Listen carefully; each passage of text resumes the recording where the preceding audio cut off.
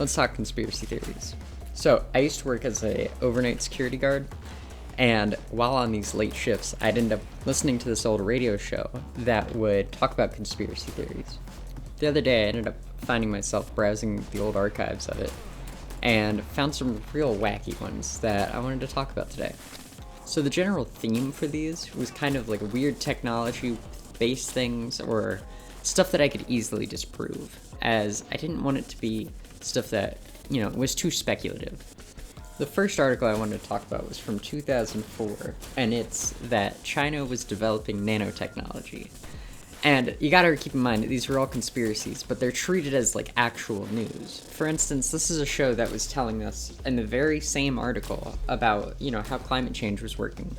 And it treats this nanotechnology threat as basically identical bits of news, in terms of credibility, of course. After doing a bit more research about the guy that they were interviewing for this, it kind of comes up that this guy was like 75 at the time of this, and used to be a well-respected researcher, but that, clearly he was more focused on this nanotechnology problem than really, was actually credible. Seeing as it's been 21 years, we can kind of brush this one off as just being a conspiracy, and that there was nothing really backing it up. So the next article was one on DARPA building cyborgs. Now, this one came out in 2015, and this one mostly boils down to some rats got a little implant put in that let scientists control the equilibrium in the mouse, and so they could kind of steer it. Now, the person who wrote this article goes on to basically say that this could totally be used in people to launch nukes. And so they were super worried about this basically neural interface chip that you could put in to effectively treat post-traumatic stress disorder, but then worried that you could instead use it to basically program a human to do all sorts of things. Now, the author ends up talking about how that you could use it to fire a nuke, or they go on a little rant about self-aware AIs, but they're more concerned with supercomputers. It's kind of all over the place. And again, they treat this as if it was just regular old news, which I find a bit disingenuous, but what can you really expect from a conspiracy theory radio show?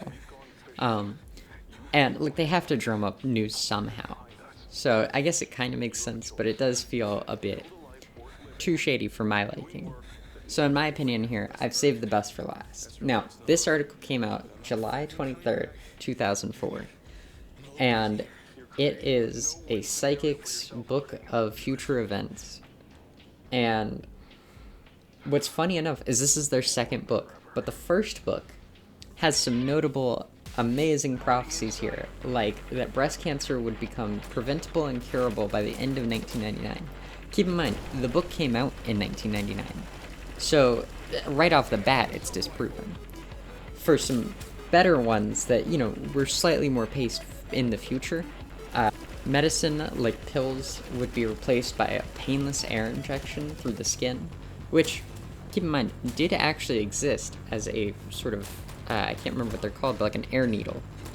And it was not painless, but it did actually exist.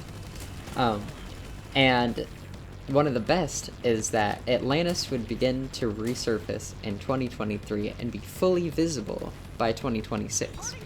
Now, I don't know about you, but I haven't seen Atlantis recently. And, it's supposed to be fully visible by next year. I will say, the people that these sort of shows are advertising to are, what seems to be people like me who are purely bored or like conspiracy theories as a sort of casual observer. For instance, I listen to a lot of stuff about, Bigfoot hunting. And do I necessarily believe it? No, not really. But it makes for an entertaining audio experience. But the major sort of people that it's advertising to are the incredibly gullible. Looking at the reviews for this very outdated prophecy book has been devastating. Of course, some of the prophecies are going to be accurate. That is the nature of fortune telling. is if you don't put a specific date, you're probably going to be right. If you say, oh, there's going to be, a major car crash in this major metropolitan area sometime in this year and it'll wind up on the news, of course that's going to happen. If you're vague enough with any of these, it's probably going to happen. For instance, with the air pill thing, that it goes through the skin, it's more than likely, yeah, that technology already exists, so maybe somebody would refine it into a better working version.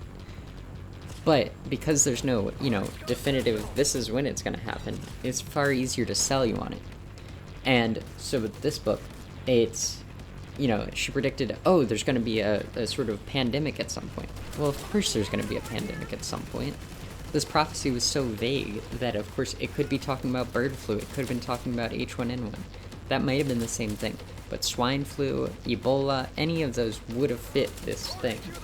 It just happens to be because it's the most recent event, and there's a sort of recency bias, that people reading it now go, oh, she predicted COVID. Many of these people who were reading this book, and I know I'm focusing a lot on the book, but it's the easiest one to research because it's so outdated. But a lot of people were just looking for answers, during COVID, and that's when they find this book, and they see, oh, it predicted, a massive pandemic. And it's quite sad because people talk about being, isolated for a while, and this was what they could read that would confirm some of their issues that they were having. To make matters worse, there's also the people who are twisting this into a religious aspect. And she does this a ton because she kind of sells to those evangelical types.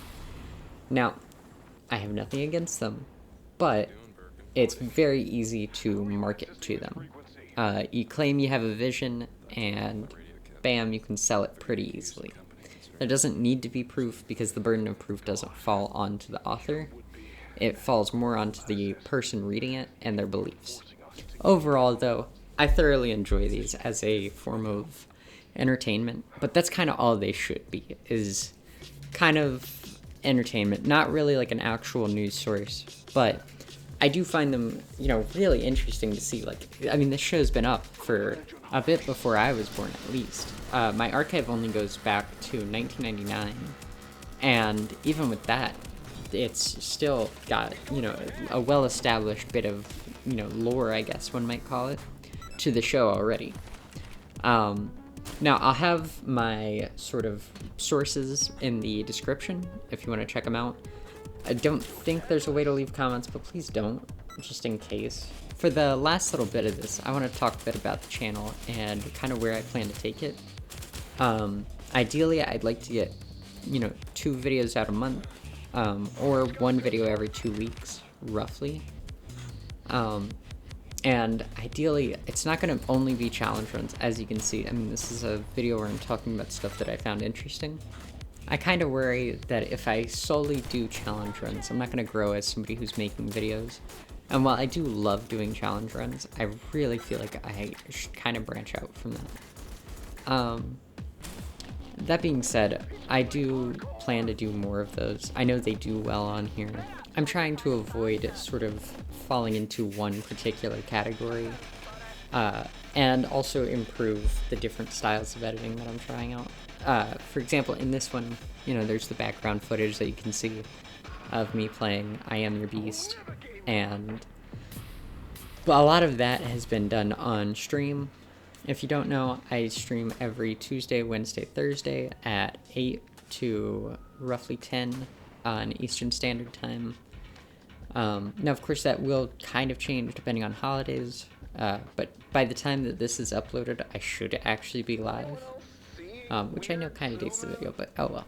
If you've enjoyed my rambling on weird conspiracy theories and all that nonsense, liking and subscribing would be nice. You don't have to. If you hate the video, dislike it. But overall, I appreciate you for even checking out the video. But yeah, have a great day.